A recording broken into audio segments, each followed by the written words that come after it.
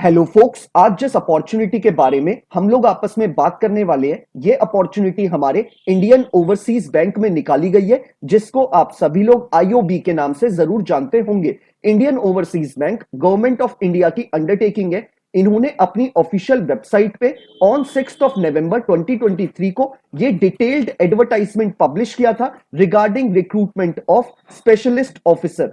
इस पूरे detailed advertisement में हमारे लिए यानी लीगल डिपार्टमेंट के लिए जो नंबर ऑफ वैकेंसी निकाली गई है वो हमारे लिए 10 निकाली गई है। इस पूरे एडवर्टाइजमेंट की सारी डिटेल्स आपके साथ शेयर करने से पहले एक इंपॉर्टेंट इंफॉर्मेशन वीडियो की स्टार्टिंग में आप सभी को देना चाहता हूं। जो भी कैंडिडेट अभी लॉ स्टूडेंट है, लॉ ग्रेजुएट हो चुका है या फिर प्रैक्टिसिंग एडवोकेट है ऑल ओवर इंडिया के किसी भी कोर्ट में, अगर वो चाहता है हमारे इंडिया में हमारी लीगल फर्टिनिटी के रिगार्डिंग कोई भी वैकेंसी निकले, चाहे वो आपके इंटर्नशिप की वैकेंसी हो, चाहे वो आपकी जुडिशरी की वैकेंसी हो, चाहे कोई कॉर्पोरेट वैकेंसी हो, या फिर सेंट्रल और स्टेट गवर्नमेंट के द्वारा निकाली गई कोई बैंक की वैकेंसी हो, या फिर पब्लिक सेक्टर अंडरटेकिंग यानी पीएसयू की वैकेंसी हो, या फिर हमारे प्रैक्टिसिंग एडवोकेट्स के लिए निकाली गई कोई इम्पैनलमेंट की वैकेंसी हो। It means all over India में कोई भी हमारे लीगल फर्टिनिटी के रिगार्डिंग वैकेंसी निकलेगी, उस वैकेंसी के रिगार्डिंग आप सभी को इस चैनल पे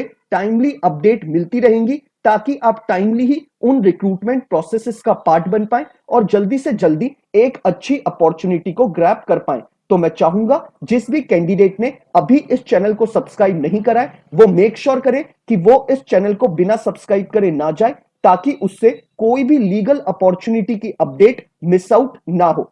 अब हम इस डिटेल्ड एडवर्टाइजमेंट के बारे में बात कर लेते हैं। इंडियन ओवरसीज बैंक ने अपनी ऑफिशियल वेबसाइट पे ये डिटेल्ड एडवर्टाइजमेंट पब्लिश किया था 6 नवंबर 2023 को, और इसमें हमारे लिए जो वैकेंसी निकाली गई है वो टोटल 10 वैकेंसी निकाली गई है।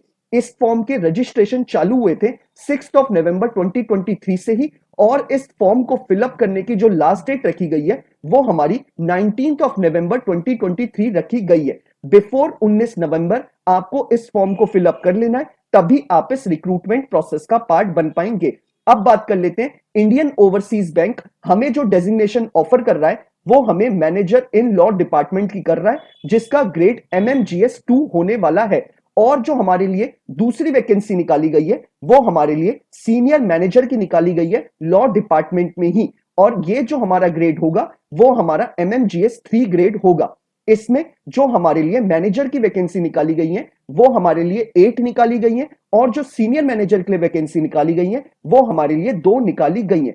अब हम कैटेगरी वाइज देख लेते हैं कि कितनी नंबर ऑफ वैकेंसी कौन सी कैटेगरी में निकाली गई है। मैनेजर के लिए टोटल 8 वैकेंसी निकाली है, जिसमें शेड्यूल कास्ट के लिए 1 वैकेंसी है, शेड्यूल ट्राइब के लिए 1 वैकेंसी है, ओबीसी कैटेगरी के लिए 2 वैकेंसी है, इकोनॉमिक वीकर सेक्शन के लिए 2 वैकेंसी है, और हमारे अनरिजर्व्ड कैटेगरी यानी जनरल कैटेगरी के कैंडिडेट्स के लिए 2 वैकेंसी निकाली गई है, which makes the total number of 8। तो 8 वैकेंसी हमारे मैनेजर पोस्ट के लिए निकाली गई है। सीनियर मैनेजर के लिए भी 2 वैकेंसी निकाली गई है, ओबीसी कैटेगरी के लिए 1 और अनरिजर्व्ड कैटेगरी यानी जनरल कैटेगरी के लिए 1। अब बात कर लेते हैं हम इसमें एजुकेशनल क्वालिफिकेशन के रिगार्डिंग।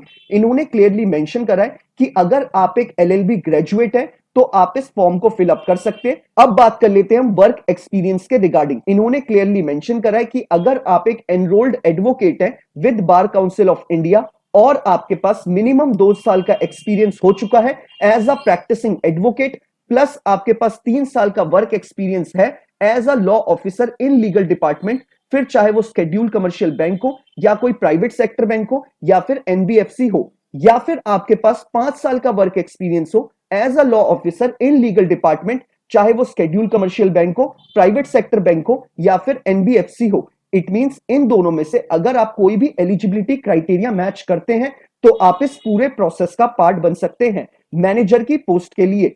अब बात कर लेते हैं हम एज क्राइटेरिया के ऊपर। इन्होंने क्लियरली मेंशन करा है मैनेजर की पोस्ट के लिए कि अगर आपकी एज बिलो 27 इयर्स नहीं है और अबव 35 इयर्स नहीं है तो आप इस पूरे प्रोसेस का पार्ट बन सकते हैं।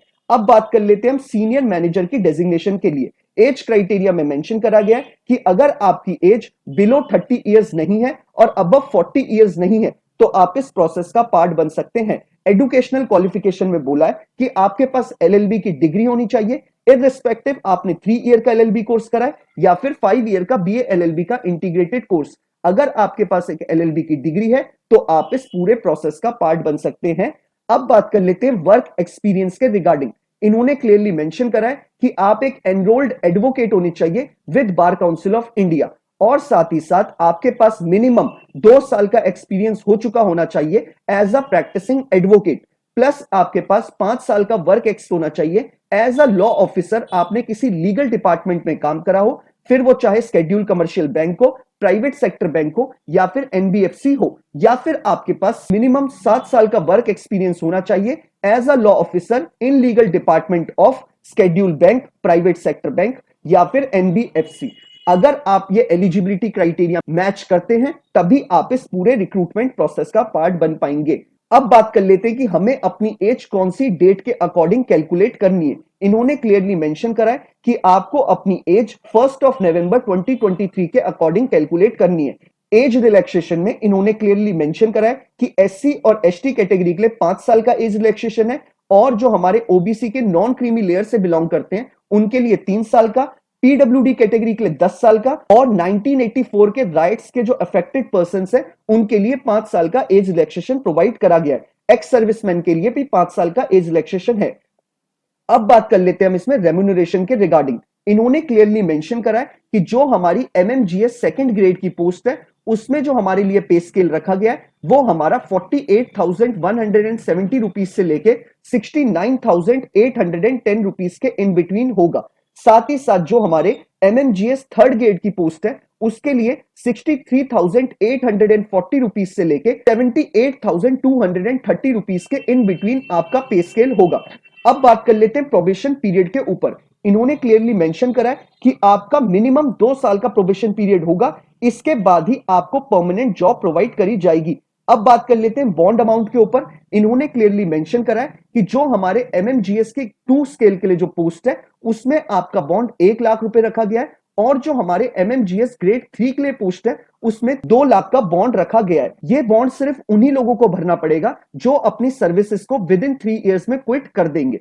अब बात कर लेते हैं हमारी जॉब लोकेशन के ऊपर। इन्होंने क्लियरली मेंशन करा है कि ऑल ओवर इंडिया में किसी भी जगह आपको ट्रांसफर किया जा सकता है। अब बात कर लेते हैं अदर अलाउंसेस के ऊपर। इन्होंने क्लियरली मेंशन करा है कि आपको newspaper cost, convenience expenses, telephone यानी mobile expenses, entertainment expenses, residential furniture, यानी आपको सारी गवर्नमेंट जॉब की तरह इसमें आपको अलाउंसेस प्रोवाइड करे जाएंगे।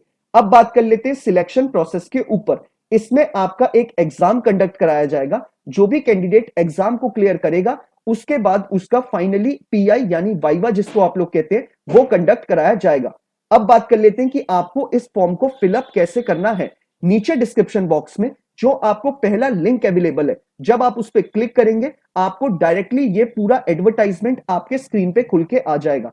आप चाहे तो इसे डाउनलोड कर सकते हैं या फिर आप इसे वहीं स्क्रॉल डाउन करके पढ़ सकते हैं। डिस्क्रिप्शन बॉक्स में जो आपको सेकंड लिंक अवेलेबल होगा, जब आप उस पर क्लिक करेंगे आप डायरेक्टली आईओबी यानी इंडियन ओवरसीज बैंक की ऑफिशियल वेबसाइट पे चले जाएंगे, जहां पे आप अपने फॉर्म को फिलअप कर सकते हैं। इनकेस अगर आपको फॉर्म को फिलअप करने में किसी भी तरीके की कोई क्वेरी अराइज होती है तो आप सभी लोग जानते हैं कि आप लोग मुझे इंस्टाग्राम या ट्विटर पे टेक्स्ट मैसेज ड्रॉप कर दीजिएगा।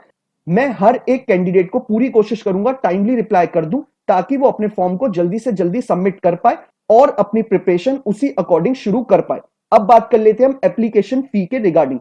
इन्होंने क्लियरली मेंशन करा है कि जो हमारे एससी, एसटी, पीडब्ल्यूडी कैटेगरी से बिलोंग करते हैं उनके लिए जो एप्लीकेशन फी रखी गई है वो 175 रुपीज प्लस जीएसटी रखी गई है, और जो हमारे जनरल कैटेगरी, ओबीसी कैटेगरी और इकोनॉमिक वीकर सेक्शन से बिलोंग करते हैं उनके लिए 850 rupees plus GST application fee रखी गई है। अब बात कर लेते हैं हमारे एग्जामिनेशन सेंटर के ऊपर कि कौन कौन से एग्जामिनेशन सेंटर आप फिलअप कर सकते हो। इन्होंने एग्जामिनेशन सेंटर्स में बताया कि आपके लिए चॉइसेस रखी गई है न्यू दिल्ली, मुंबई, चेन्नई, कोलकाता, हैदराबाद एंड बेंगलोर। ये आपकी पूरी चॉइसेस हैं। बाकी यही पूरी इंपॉर्टेंट इंफॉर्मेशन इस एडवर्टाइजमेंट पे प्रोवाइड करी गई थी। जैसे ही ये लोग अपनी ऑफिशियल वेबसाइट पे सिलेबस रिलीज करेंगे मैं आपको कम्युनिटी पोस्ट में वहां सिलेबस भी डाल दूंगा। इनकेस अगर आपको फॉर्म को फिलअप करने में कोई क्वेरी है तो आप सभी लोग जानते हैं कि आपको मुझे कैसे रीच आउट करना है। बाकी अगर आपको ये वीडियो पसंद आया हो तो आप इसे लाइक शेयर जरूर करिएगा, और अगर आप चाहते हैं कि हमारे लीगल फर्टिनिटी के रिगार्डिंग